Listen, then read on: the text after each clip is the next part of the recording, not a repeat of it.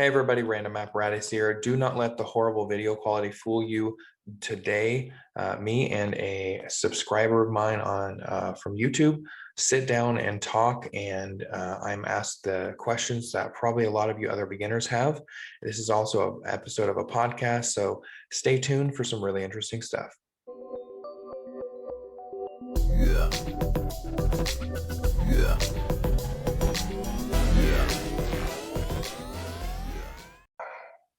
I'm doing pretty good. I'm just trying to stay up all day. I worked all night last night, but I'm going on vacation, so I have to like switch back to days immediately. Yeah. I'm surprised I'm still alive. How about you? Good, dude. Just work. This giant ass A+ book has been like torturing me. I'm like halfway through and it's just fucked up. I think I'm on essential peripherals, which is I get it, but I don't know. It's all right. It's pretty good so far. You know what I mean? So you want to do this podcast? All right, that's cool. Yeah, I figured why not? Why not? Because you're gonna have a lot of questions that a lot of other people have, and I was thinking about, I could do like this roadmap video thing, but other questions would just come up as a result. So I just figured, I could start with one question, and then as questions come up, you can ask me and I'll answer them instead of you waiting for me to put another video or something out. Yeah, no, I like when I was like thinking of questions to write down, I was thinking of like questions that I definitely had that didn't like maybe particularly like it didn't really matter whether or not like what the answer was to it, but I definitely was very interested in it because, and as you like are going to hear the questions, like I think a lot of people getting into this field probably had the questions for it, and seeing that you've gone through a university and you definitely have way more experience than I do in this, you would definitely have a way better idea as to like for the answers to today's questions and regarding the industry and from a beginner's mindset to like understand it. I feel like it would have helped me out if I figured this out, Yeah, for sure. Yeah. So are we on the podcast now? Yeah, I mean, it's not live or anything. It's going to be after the fact. Oh, so I can start talking? Yeah. All right, right on. So what I wanted to ask actually, so let's see, which one should I start with?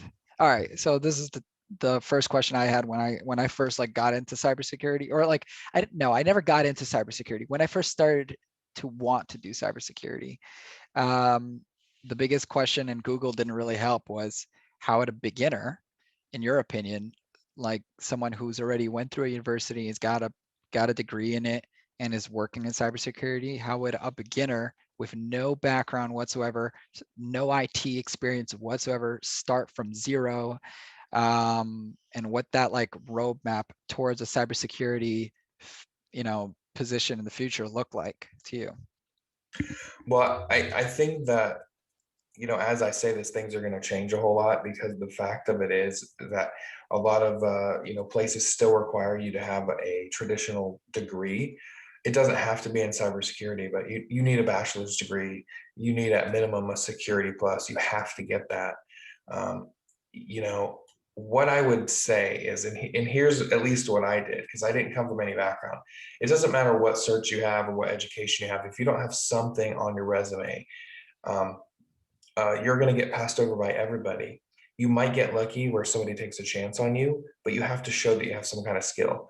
So this is a good, and what I was going to kind of it wouldn't really make a satisfying video standalone or a podcast standalone on how to start your roadmap to cybersecurity, because there are a lot of different paths you can take. It almost seems limitless. So the easiest thing to do is, if you don't have any degree at all, you have to get one. Unfortunately, right now, you have to get one. You have to get that security plus at the very minimum. And you need to start picking up the phone, and looking up security firms in your area. And you need to start offering yourself for free for, some amount of hours a week. That's what I did. That's the only way I was able to get started.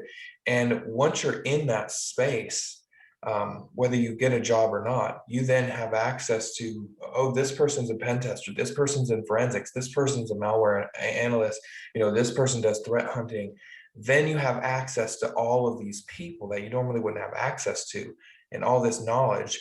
And then it demystifies the entire career. And it may help you find out a little bit more what you want to do, because a lot of people have in their mind what they want to do. I first thought that, I'm doing this because I want to, hack. I want to be a pen tester. But the more you got into it, it's like the more education that you get, you kind of have an idea of what you want to do because you find something interesting. But the problem is you'll probably find everything interesting. That's the trouble. That's the trouble at the beginning. So what I have to say is, whatever you have to do to get in somewhere, and don't make there, be any kind of barrier. That's why I said, literally, if you have even, I did like 4 hours a week. I called and I called. I must have called like 10 places. And I was like, look, yeah, I have this. I want to get into cybersecurity. I don't want to get paid. Do what you got to do. I'll just stand around and watch. Doesn't matter. Sign the NDA, do the background check. All that checks out. Eventually, somebody's going to say, "Yeah, sure, I'll use you for free." And after a few weeks of being there, especially if you have like a security plus and have a little bit of base knowledge by then, you're going to become useful to them. And then, if your personality matches, they're going to hire you. The only reason why I didn't get hired is because there wasn't an opportunity, and then COVID hit. But I still am in contact with some people at the company I interned at, and that's my number one thing to do. The sooner you get somewhere in front of people, the better it's going to be. Nice, nice. Yeah, that's, it's funny, like, because this leads perfectly to my next question, which was like about how you're talking about, demystifying, cybersecurity and all of its different roadmaps that you could really take in cybersecurity, and like meeting people like pen testers and people who are doing forensics and all that stuff. It all sounds super cool. I think every part of cybersecurity sounds extremely cool, right? And the next question that I had was like, why do you think there is such a market for training people? Like I'm, you go on YouTube and you type in anything like how to do SQL injection or understanding Kali, and we're like all the other distros of Linux and all that stuff. So, and you see like videos and people really, talking about training opportunities, and that just makes me think a lot of people are really, really interested in what I think is like hacking culture. And do you think a lot of people that are part of this that want to get involved into hacking or want to learn hacking, or and listen to people like yourself or Cyber Mentor or any of these guys, do you think they are trying to learn this for malicious stuff, or actually get into an industry just sounds really cool and sounds like can be fun while they're making a lot of money? I think that if anybody is trying to, go through the normal sources of getting information, like myself and Cyber Mentor, which I wouldn't put us two in the same sentence, is on a completely different level. But those kind of people, then if you're trying to do that, and anybody listening, if you're trying to do that to do malicious things, then you're just an idiot. Because from day one, in any course that you take, that's publicly available on the regular old internet, it's taught from the very beginning with like ethics, and it doesn't go over the line and cross the line and tell you things that you could do. There are certain skills that you learn, um, and you could do bad things with them along the way, but you're really not capable for a while. And the only way you're going to get really that capable, if you're doing them for malicious intent, you have to get with a malicious crowd. You have to find those people, and good luck. FBI can't find half of them. What makes you think you're going to? But you have to get in with those bad people. Yeah. If you try to get in with the good folks to try to do malicious things, you're not going to get very far, because either they're going to notice that that's what you're doing it for. Eventually, you're going to break away and do bad things. It's just a really dumb idea. So I Mhm. think that anybody doing this with malicious intent, there are probably completely separate avenues. I think to a certain extent, you can start off as a very beginner, Mhm. um, but you got to think about it. If you're doing hacking for malicious intent, the first and foremost thing that you're trying to do is commit crime. So it's really like, yeah, you're learning certain skills, but you have to learn it from criminals and from a criminal mindset. And I do think it's a different skill set to a certain extent, because Yep. there are just certain things where, in pen testing, where you're like, you're going to do, these steps. but we're not going to do anything past this step. So it's not taught. Mhm. So, I mean, Right. I think the majority of people are getting into it. I would say that the majority of people that get into hacking and start to learn these courses and start to absorb the material, just like with any kind of funnel, right? Because you have to, it's not a traditional sales funnel per se, but the fact of it is cybersecurity is big. Careers in college, it's an industry, and you have millions of people that are hearing that there's such a big opportunity in cybersecurity. And so by the time you actually get through the amount of people that actually make it into cybersecurity, very small in proportion to the amount of people that take their first course. Most people don't even make it through their first course. For sure. For sure. That's, you know what, perfectly said, because I was thinking, like I think I've been like looking at the industry of cybersecurity from like a distance, as in like, what if this was something I started studying about for like maybe 3 years? And I could only imagine, because, ultimately, if you're a person who has no IT experience and you're looking at I don't know, like a root, like root or anything like that, you don't know any of these things, and there's so much information just from A plus, which is what I'm studying right now. I'm like, this is so much information, and I'm sure like a lot of people who think of cybersecurity get pushed off away, but like, or they get nervous about it and end up never going anywhere with that information, because it's just a lot of information to take in.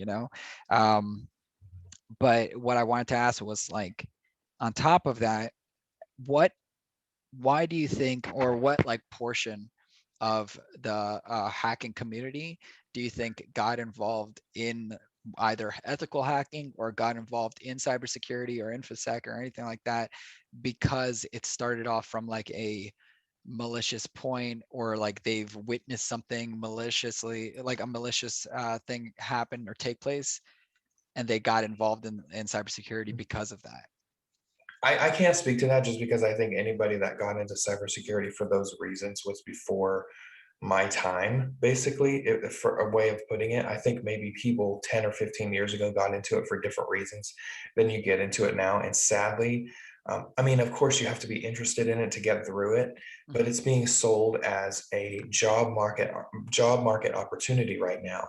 So it's a combination of being interested in it, and also it's like it's a big opportunity. If Think how much less people you get in cybersecurity if you were like, oh yeah, there's barely any jobs, and it's probably the industry Right. is going to die out in 2 years. Nobody would be doing it. So honestly, just because of my own limited experience, and I mean, I'm not too terribly young, but I'm sure things where people got into it for different reasons when they were younger. For I sure. mean, or some years ago, but I think now a lot of people get into it because they see a way out of whatever job they're doing. Mhm. Um, and I want to speak to the confidence issue real quick that you mentioned, um, because I think a lot of people are scared off. And that's one of the main reasons why I said at the beginning that I think the faster you get in with a company, whether it's paid or not, and you get surrounded by those people, the faster that you realize, although everybody knows what they're doing, the majority of the things that they encounter are new and they do not know it. Mhm. So there's no shame in saying, yeah, I had no idea about that before, at the beginning of the day. Now, I can pop a shell using this technology or something. It's a constantly, everybody says it's constantly learning, but nobody new takes that to consideration. That means that the people that have been doing this 5 or 6 years are still constantly learning. And the fact of it is, the more you go into it, that first couple of days, you'll realize that people been working in there 2 or 3 years have to Google what you would consider basic things, depending on what your technology background is. Most of the stuff you don't know what they're talking about. But I remember, like on my first day of like being an intern, somebody didn't know how to copy and paste in Linux. It was a little bit different, and I showed them how to do that. Everybody has different skill sets. That's why I think, aside from breaking down the mystery barrier, the number one barrier is breaking down the fear by realizing, um, everybody thinks that they don't know what they're talking about. If they do think they know what they're talking about and they're cocky like that, those aren't people that you need to be around anyway. Those are jerks. And I haven't encountered anybody in the field that is like, oh yeah, I know how to do that. Oh yeah, I know how to do that. That's just not the attitude. So, Right. but nobody knows that because everybody sees these people way up here on YouTube and on Udemy and on all these platforms that they're just so legit that they're teaching you things, and it's like second nature to them. Right. Well, that's cool because, like hearing about this and when I'm like thinking about my experience, like, and I spoke to you before about the people I've met in this industry, and it did leave a little bad taste in my mouth because it felt like there were these people who knew the information that I could learn from went about it in such a cocky manner, and like they were know-it-all, and like also kind of like they were like the information was so hidden. They made it sound like because they know the information, like they're God or something. I don't know if I'm saying that correctly, but they just made it sound like the information that they held was so sacred and so within, like not within arm's reach, that I was blessed to like be talking to them and trying to learn from them. Um, and I think where it like might have came from, and you please correct me if I'm wrong, is like a lot of people who talk about their experience in cybersecurity or getting started, um, come from a background that it started out with them quote unquote like by accident doing something on a computer when they were in like middle school. You know what I mean? Like I'll give you an example. One podcast I was listening to, this guy was like, my cybersecurity adventure started when I was like in elementary school, and like I hacked into like the I don't know, like the network and changed my grades on like I don't know, on their website or whatever. And I'm like hearing like, oh my God, does this is this how everybody's supposed to start in cybersecurity? Are you supposed to start with like a weird experience you had with a computer and then you're like, wow, this is what I want to do for the rest of my life? And it put me off. And I'm sure a lot of people like yourself, I know you told me you didn't start in IT, you started in something completely different. And same thing with me. I didn't know anything about IT until like maybe a couple of months ago, and it's still barely anything. So my next question was like, how often do you come across people who are involved in cybersecurity because they had like a weird experience with a computer and they're like, oh my God, this is great, I want to continue doing this? Maybe like one or two people. Right. It's not generally like that. I mean, it's like you have to maybe always have the interest, but like I've always had the interest. Um, I've heard some people, and again on podcasts, YouTube, and then some in the work field that was like simply, and I've done this before. There are certain things that the curiosity is the most important part. If you have ever, had Windows and you've had like a, a text document open, like a notepad open, and then you've ever, just for curiosity's sake, taken an application and clicked it and dragged it into notepad, and you've seen like that it looks crazy and then you're interested in it. That's the curiosity. It's doing weird stuff like that, not necessarily, oh, I hacked into this, I hacked into that. That was a lot easier 15 years ago. Yeah. One of the things that, and I announced it in Discord, that I have been personally researching lately, is the fact that, using Google products and G Suite, you can embed code inside of documents, and it doesn't warn the other person when you send them the document. So I was able to send myself to another account something that, every time they opened that document, it would send me an email of the contents. The problem with that is 2 years ago, that was a problem. 2 years ago, they had an issue with with the permissions. So now, if you make a copy of a document that has that, it gets rid of all the things that trigger that code to run. The code's still there, but it's dead. There's nothing you can do to get that running. Mm. So I thought I was onto something, but had I had been 2 years ago, I had been onto something. So the skill is kind of still there, and that curiosity is what really drives you. The fact of it is that technology is so much harder to get into now. Mm. And I know everybody talks about all these big hacks in the news, but the fact of it is these are done by what's called APTs, advanced persistent threats. A lot of times these are done by nation states. These are done by, government funded individual, groups of hackers, millions Right. and millions of dollars and hundreds of people. So it's like, that's what we have to compare ourselves to. For Um, sure. for and sure. it's a big problem. So yeah, I think the only thing that's important is the curiosity that you had. I agree. And I'm I, sure everybody in technology has had that curiosity. Absolutely. I agree. That's funny that you put it that way because I know for me, like what got me involved in cybersecurity and honestly speaking, what at all got me in was like for me, it was like I had no interest really in any industry. I just knew that one day I wanted to make a lot of money. And I was like, okay, there's a lot of routes. I can go real estate, I can do anything to make a lot of money, but what do I want to be good at? And I've always played video games. To play video games nowadays, you're not really a gamer unless you have like a massive setup. And as my friend helped me put my computer together, at some point he kind of was like messing up things here and there. And like I kind of guessed it because I used to be a mechanic at an auto repair shop. So a lot of it was like hands-on learning. I didn't really have any formal education onto building up a car or help, like repair cars or anything like that. So I kind of figured it out along the way how to put my computer together. And it was like a car, but just so much smaller and so much more accessible and something I can do in my PJs.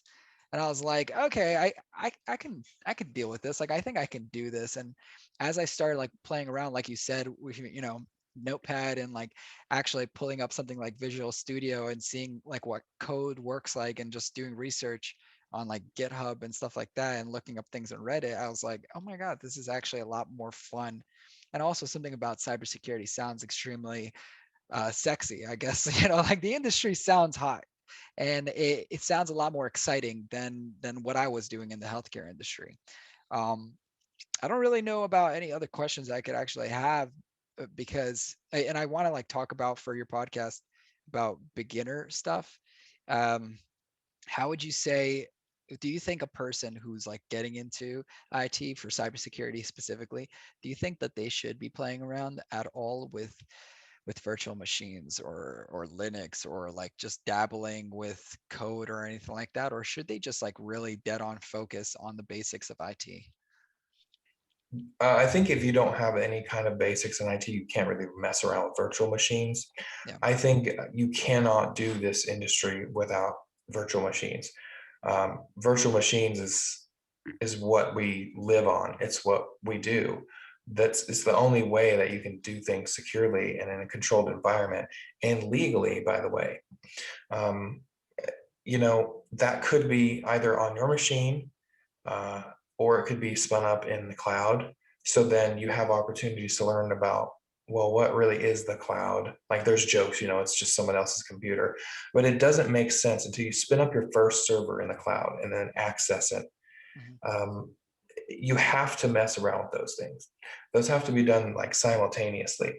So again, what I would say is you would take some kind of topic that you're interested in and find out there's a certification for it, which chances are there are, Mhm. and go on there and look at whatever objectives there are, and then look at what kind of hands-on activities you can do for each one of those objectives and spin up machines and do it all yourself.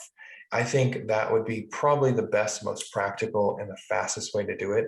If you spend all of your time just reading and studying, at the end of the day, you're going to be useless to the industry.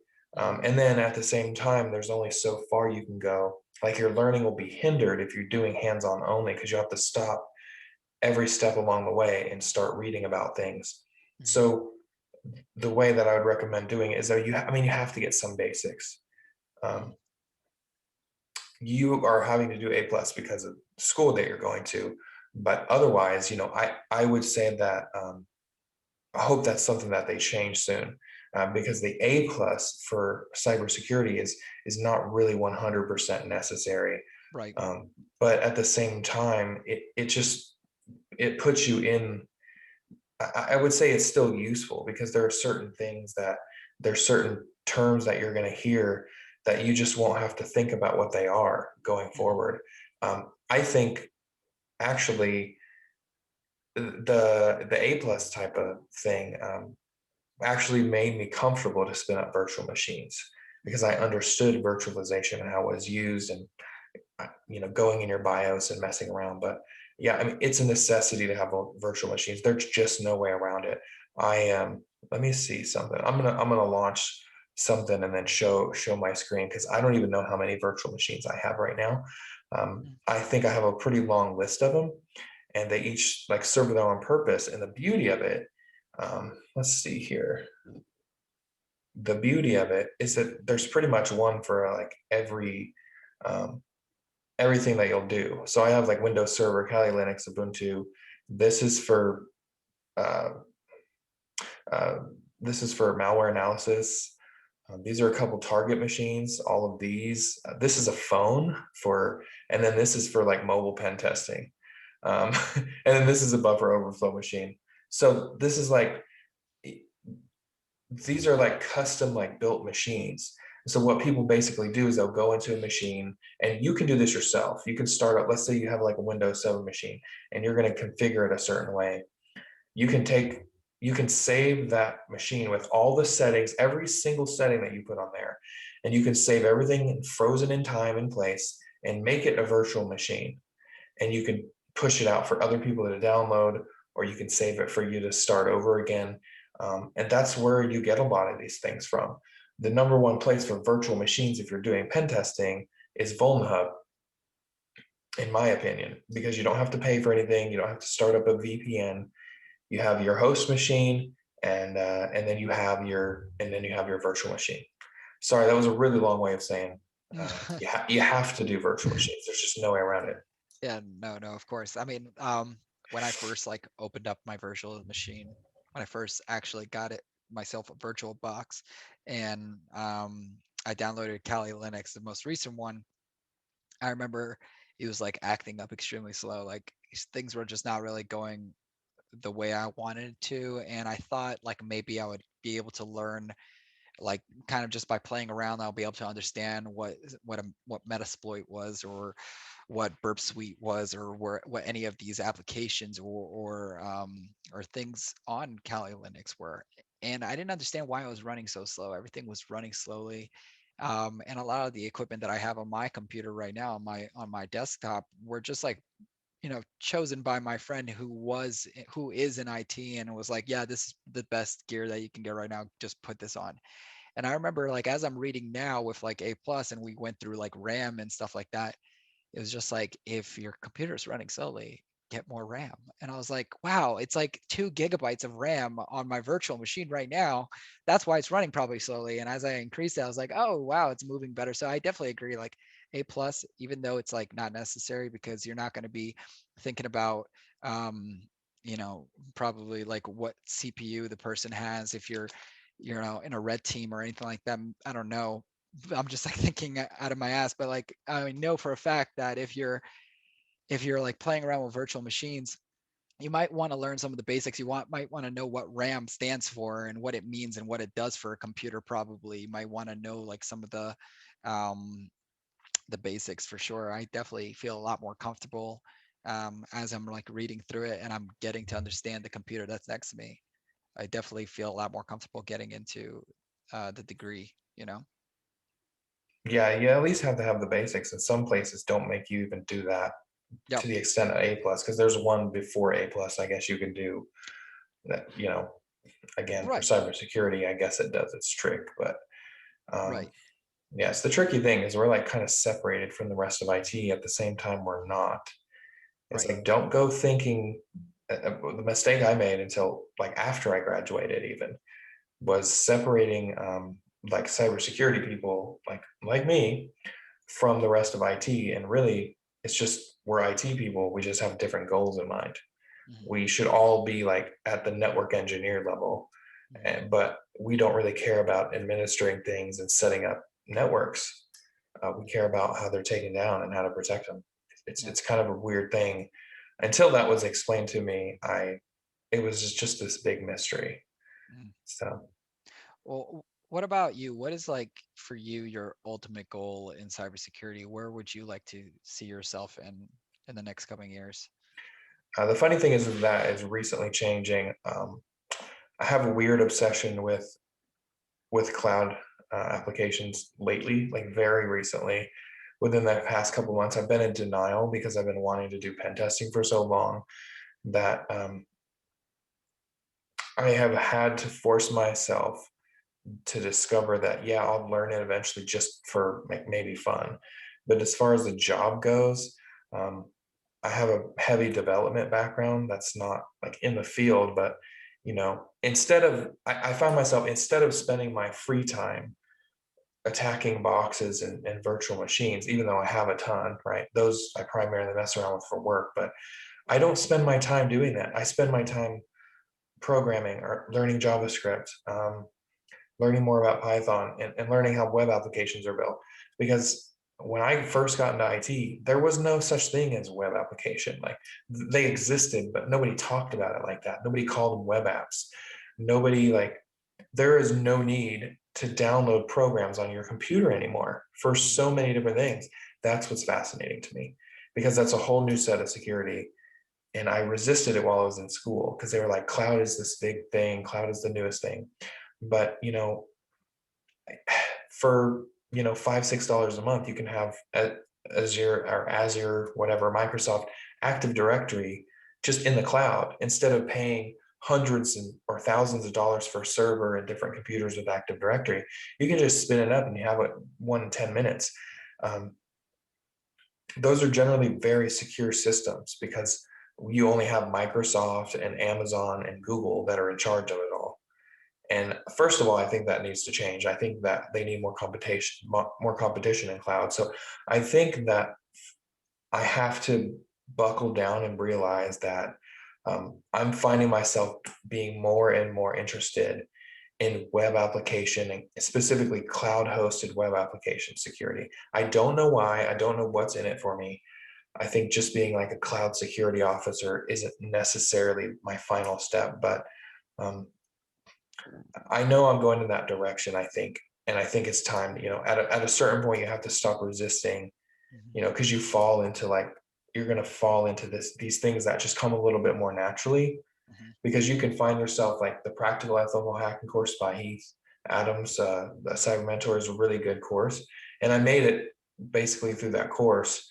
But when I would go out and do things on my own, I would get stuck over and over again, get stuck. Mhm, And I know everybody gets stuck, but I don't get stuck when I'm doing certain other things. mhm. Um, I learned, I don't know if you've ever heard of Flask, but you know, I know some Python, but I wanted to really know how a full stack web application was done.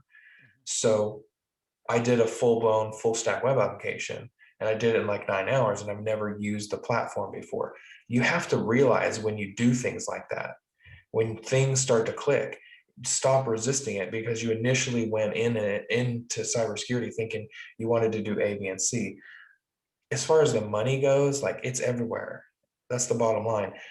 No matter where you start off with, the reason why money shouldn't matter for getting a job is because your money that you're going to get is meaningless until you reach a certain level. And that's the same thing with every field in IT is that until you're becoming more of an expert of something, nobody's going to be paying you 6 figures. I don't care what anybody says, what any school tells you. You're not going to graduate from WGU or Stanford or MIT and then go and immediately have this job unless you're an expert. For sure. That's just the bottom line. For sure. And as I Yeah. hear it, it's like, I even like studying at a base level, what I'm studying right now. I have a few buddies of mine who um work like in the field, and they're administrators, and they don't have like A+, they didn't have background. They started at help desk, and you can get a help desk job without A+. I know it's recommended. I see a lot of like job offers with like A+ minimum and stuff like that, and just like maybe some experience. But help desk generally is like your foot in the door of IT if you really want to like learn about it. And some guy that I know, he doesn't have like any certification background whatsoever. He just has enough experience. And when I asked him, and I'll ask you the same question, what percentage in cybersecurity do you think it's experience over actual certifications? I don't know as far as a percentage, to be honest with you. As far as in the positions that matter, that are, I guess, more advanced, those people tend to come from other IT fields, it seems like. They don't tend to come from, oh, I'm going to school for cybersecurity. I mean, you got to think for the most part, cybersecurity degrees did not exist until just a couple of years ago. It Right. just wasn't a thing. These people that were network admin, sysadmin, those are the people that get hired as pen testers. It's not somebody that goes to school and gets a certification. At the same time, if you are looking to get in the field brand new, you have to have those other things. You kind of have to have it all. That's why it's difficult to get in there. And that's why I stress when people are going to rush to get into cybersecurity because they're going to get a good job and they're going to get one right away because there's a shortage. You have to pay close attention to the words. The words said everywhere are not, there's a shortage in cybersecurity.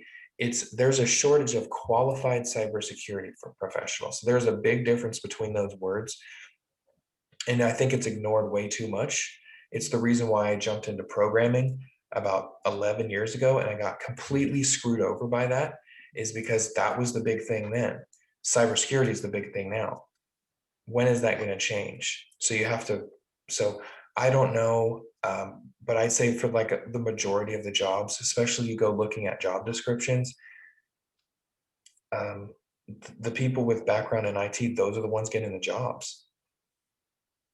Wow, that's awesome. And as at the same time, it's scary, you know, like it's definitely nerve wracking because I mean, for me to like have gone so far in a CompTIA book halfway already, and I don't know, maybe that's like 300 pages already. Like to hear that from here, this is just the very, very beginning, and it's only gonna get. There's so many more hurdles before you get in anywhere close to someone saying like, "Hey, can you like, check the security on my website or something like that?" Like it's so far away from me, right?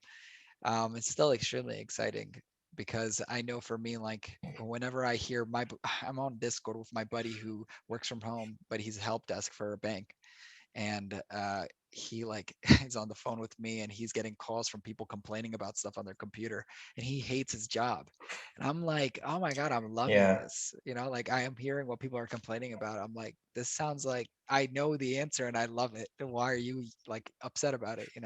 It's because after a certain amount of time, Yeah, that's that what goes I'm thinking. away. I don't know. Maybe it depends on who you are, I guess, because I've worked in call centers and I was good, at sales, but it was something that wears you down. It just wears you down after a while. After a while, I'm like, I hate this job. I was in medical for 10 years. After a while, I was like, I can't stand this anymore. Why am I still here? Because you start to lose the compassion for the people and understanding. And that's when you need to get out. But, the reason why there's two reasons why I wouldn't get discouraged when I say, and when you think about how it's just the beginning. And the first reason, uh, I don't really think this is talked about a lot. The first reason is that you have to realize that everybody in cybersecurity specializes. Everybody specializes. So it's like the reason why it seems like there's so many more hurdles is because there are so many more hurdles if you're going to try to know everything about everything. And that's just not going to happen. You're going to have to reach a point where you're going to pick a path and you're going to stick with it. That's why you can have people that are, extreme. Like let's take cloud, or let's take pen tester, a really good pen tester. Mhm. I know a really good pen tester. I'm going to try to get him on this podcast. I work with him.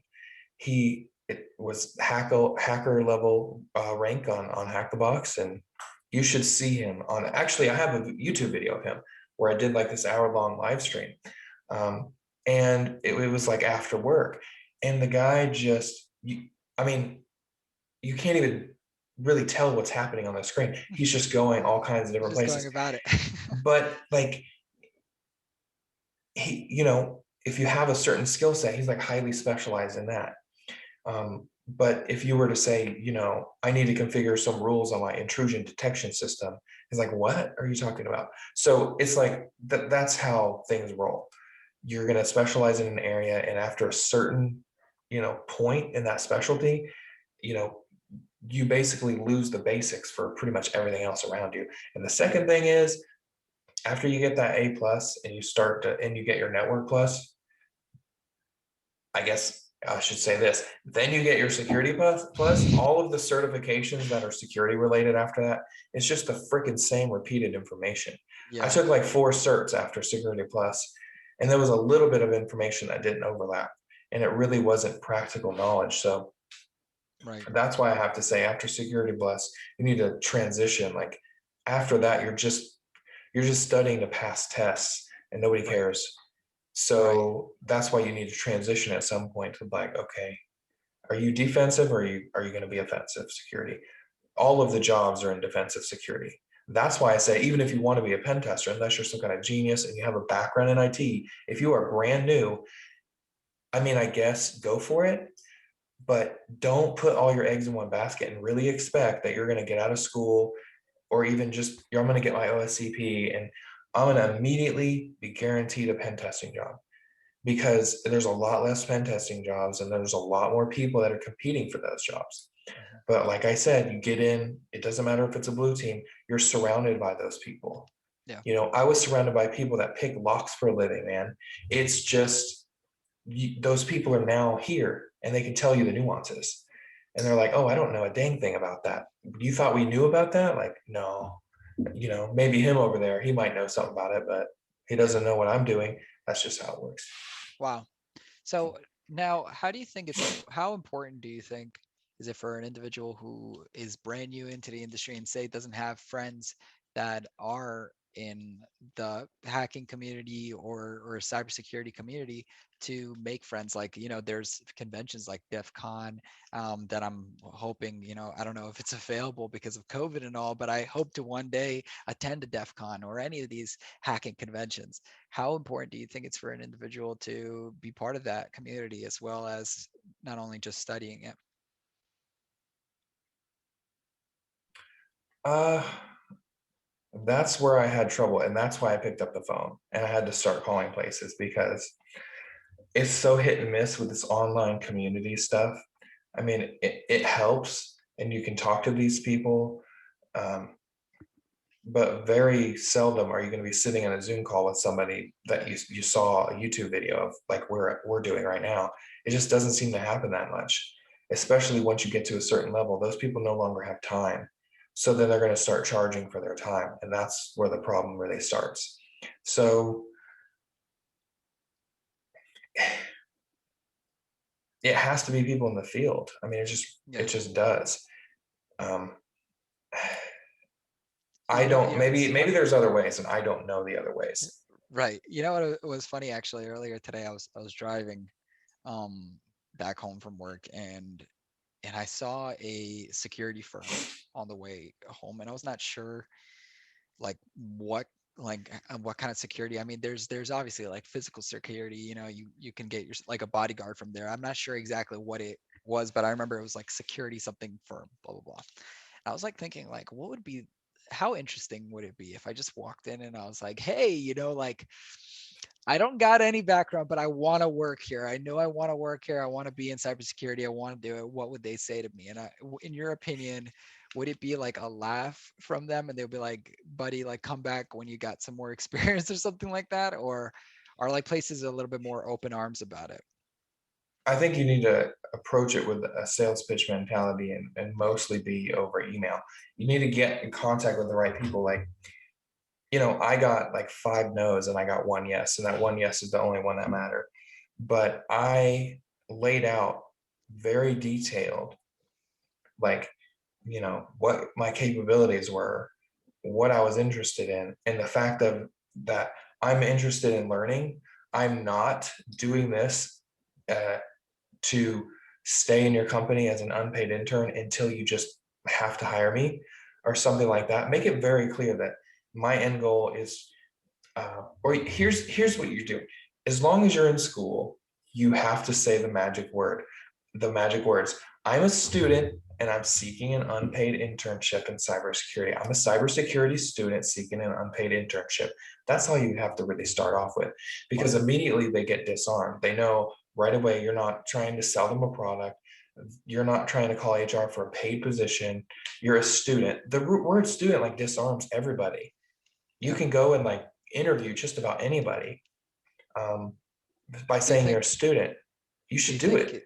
it's like do you think more security places are willing to offer an unpaid internship, even like someone who has like no background in IT whatsoever, but they're just right now like getting involved. Someone like myself who is in school right now and is studying and is just currently in the very most basic part of IT. Do you think they're willing to give a unpaid internship to someone like that? I don't know, because everything's virtual now. Mhm. If it wasn't, I would tell you yes. I mean, like 1 out of 10, 1 out of 15. would actually pull the trigger. Mm. Um, but with everything being virtual now, everything's a lot more tricky because you have to think, just because you're not asking for payment from them doesn't mean they don't have to make you an account, do a background check. They have to do those things because they have Right. clients that they are responsible for their data. They're not just going to give you access to their data. Right. Um, there's a zero trust policy. That's the way that goes. So I think there's more of a hurdle now than there ever has been, because you can't just go in and meet somebody and then go in and kind of sit there, behind somebody while they're doing their thing and kind of passively watch them. You can't do that anymore. Yeah. So unless somebody is not working remotely, which I don't think is happening right now at all in security, I mean, I'd say the chances are lower now than they ever have been, unfortunately, Yeah. just while this is going on. Well, I guess that's probably somewhat good news because, as you said earlier, cybersecurity is definitely needed all around. Everybody's looking for more position to be filled, and now I got started. Now this gives me time to study, so all those positions won't be filled throughout this time, I guess. Yeah, and you should. The sucky part about it is that the remote makes things more complicated, but security places are like they're busy right now. When this Yeah. stuff started, I was like, oh, there's a new pandemic, so help me, the amount of phishing emails that there are going to be and Right. scams, and sure enough, I mean, they got so busy. But at the same time, because everything was remote, they were looking for people that were very well qualified. It's the only reason why I don't work there right now. And I'm kind of glad that it worked out that way. Uh, there's at least one of you that are listening right now that I have on LinkedIn that works at that place still. And it was a great place, but I kind of love my job, so I kind of wouldn't have it any other way. But it, I would say that it wouldn't keep me from calling around and asking. Mhm. Awesome. Awesome. Well, I think that like settles like all the questions I really had. I can't think of any more. I think I squeezed the lemon till the last drop. All right. But dude, thank you. This is really cool because you definitely answered a lot of the questions that I was thinking about throughout this whole entire time. I mean, it's still hard for me, like I still like go through forums like just for, and obviously what I'm studying right now, and I'm constantly thinking of like what's the best way to study, like how do I go about studying, and I'm hearing the same thing over and over again, and it's like you could choose either route. Professor Messer is good, you can look up notes, you can Yeah. do all that stuff, and right now so far the only thing that's been working for me that I've been able to hold on to information for is just reading straight off the book and maybe watching some Messer videos or some Mike Myers videos here and there, but it's Yeah, I still think that's hard. a learning style. I couldn't do the Professor Messer or any of the other ones. I had to just go through the book, Yeah, and I mean, I made it. yeah, yeah. I mean, So yeah, dude, honestly, it's so far a journey. I just can't wait to be done with it, dude. I honestly, after I'm done with A plus and Net plus, I heard Net plus sucks. it sucks. Yeah, Yeah, if you don't care about it, like networking, you don't. yeah, It just sucks. Yeah. yeah. Like after I'm done with those two, I'm just ready to move on to the security and security plus and just move on with my life, because I'm telling Well, you right now, I thought certifications was gonna be fun. Something about having a lot of like certifications under your belt sounded really really cool and stuff, and I was like, man, I don't want to be proud of saying I did A plus because people will never understand. People who don't know anything about IT won't be like, yeah. oh, you know, I that's don't know. I cool. remember that first time I got that first cert. It was Yeah, a pretty good feeling. was it? Yeah, I mean, and then knowing, especially at WGU, knowing like, oh well, 8 more to go. Like by the time I'm done with that, there's almost nobody that you're very competitive. I'll tell you that. Like if you get the hands on to match it, and you have that many certs, you do stick out. You definitely Yeah, stick out in the yeah, crowd. So, but yeah, just stay tuned to some other stuff because I plan on taking, having people on like actually later today and actually in 15 minutes. My coworker, people that are in the beginning of cybersecurity, like tell me your journey of how you got in and tell me where you're at now. And it's not coming from a place of where people are like the VP of some kind of penetration testing firm. It's like a realistic thing. It's kind of like how people turn off to those get rich quick schemes when they're like, you can make Yeah, $50,000 a day, instead of like, oh, I made like $400 last month. And people are like, oh, now I'm listening because that sounds legit. So, there's more people that are beginners in the field, and for those are the sure. people that I'm going to have on. So I think that that's more insightful than listening to somebody rattle off about 10 years they worked for Department of Defense, and then they start speaking a completely different language to you for the rest of the podcast. I think there's a place for that, and that's just not my audience of so far, I like 3 people. I think you're absolutely no. I mean, I think you're absolutely right because as I'm doing research, and that's all really that I'm able to like hold on to. Like the only rope I have towards cybersecurity that's really holding me on to it is just hearing stories. And a lot of these stories are just people with such an experience or such background, or started off like I said with this one kid who in high school, like I hacked my whatever school, and I'm like, that's not nothing like my story at all. And I would love to hear more people who are just in the beginning phases, love to hear where they're at and to see where they're at, because I know Reddit I'll find people on Reddit like that, but they're a little further on, people who already have like 5 or 6 like certifications, and they're only in help desk, and I'm like, I'm so much further from that. Like it, to me, I look at like every certification or every year of experience like it kind of like a mile, and the A+ certification to me looks like 10 miles. Like, Mhm. I don't know why, but like I'm halfway in, and I remember going through the raid chapter twice, and I'm like, dude, this sucks. Like, how did my friend complete A+? Yeah, He's not smart. Like, how did he do it? Like, I went to school with him and he was not bright and he finished this. Is crazy. So like yeah, when I hear people have all these certs and they're like, oh, I'm still like in the beginning, how do I get into cybersecurity? I'm like, you're not in the beginning, you're so far ahead because I I'm in know the beginning, and it exactly. sucks. So that's really cool, man. All right. All right, Well, I should let's be talk. posting both of these today, so you'll hear from somebody that has been in cybersecurity for like 3 months later. Awesome, very cool. So, all right. Thanks, man. See ya. Thank Talk you. soon. Bye. All right. Bye. Really hope everybody enjoyed that and found some of the things that we talked about interesting, insightful, and helpful to you. Please view the links in the description. It's my Discord server. And then for my podcast as well, I have 3 episodes now of my podcast up and ready. 2 of those are interviews and not just me talking. Thank you so much for watching, and you all have a good one.